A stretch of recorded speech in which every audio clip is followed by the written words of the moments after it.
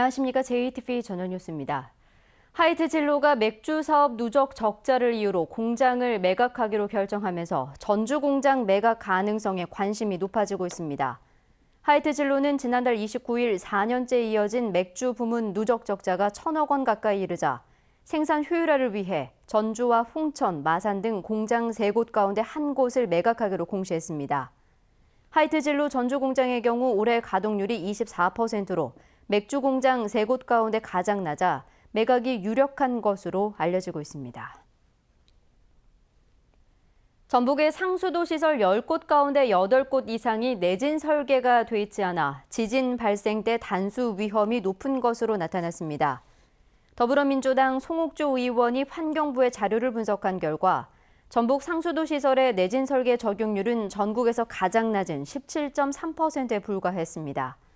송옥조 의원은 지난해 9월 경주 지진 당시 인근 3개 정수장에서 피해가 있었다며 상수도 시설에 대한 내진 보강 계획을 서둘러 마련해야 한다고 주장했습니다.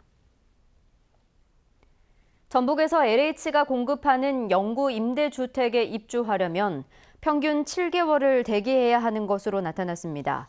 더불어민주당 안규백 의원이 LH의 자료를 분석한 결과 지난 6월 기준 전북 영구임대주택 대기자는 584명으로 평균 7개월을 기다려야 입주할 수 있는 것으로 조사됐습니다.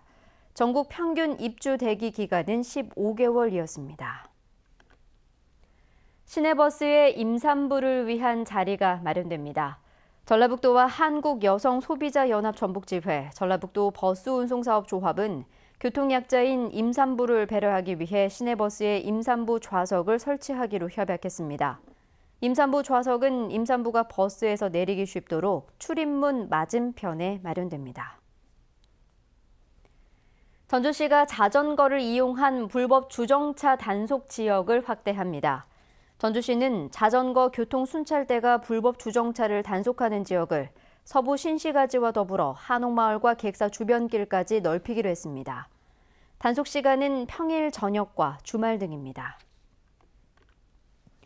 이른바 봉침 시술과 기부금 불법 모금 혐의 등으로 기소된 목사와 장애인 시설 대표의 재판에 수사 검사가 직접 참석하도록 검찰이 방침을 정했습니다. 전주지검은 이 사건에 사회적 관심이 높다는 점을 감안해 수사 검사가 직접 재판에 참여하고 진술조서에 검사의 서명이 빠져 증거 능력이 인정되지 않은 부분은 명백한 실수라며 향후 증인신문을 통해 증거가 인정되도록 하겠다고 밝혔습니다. 검찰은 또 사건을 축소했다는 공지영 작가의 주장에 대해서도 증거가 있는 부분만 기소했을 뿐이라며 피고인들이 합당한 처벌을 받도록 노력하겠다고 덧붙였습니다. 전북은 오늘 대체로 맑은 가운데 낮 최고 기온은 전주 28도 등 26도에서 29도의 분포를 보였습니다. 내일은 새벽부터 아침까지 5mm 미만의 비가 내리겠습니다. 기온도 큰 폭으로 떨어져 낮 기온은 전주 20도 등 17도에서 21도의 분포를 보이겠습니다.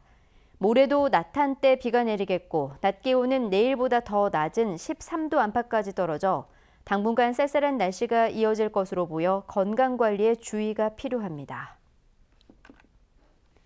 JTV 8시 뉴스 예고입니다. 하이트진로가 맥주 부문의 적자를 견디지 못해서 전주 등 국내 3군데 공장 가운데 한 곳을 매각하기로 해 파문이 일고 있습니다. 전주 팔복동의 폐기물 발전소 신축 업체는 발전시설 승인을 받기도 전에 다른 업체와 수백억 대의 폐기물 반입 계약까지 체결한 것으로 나타났습니다.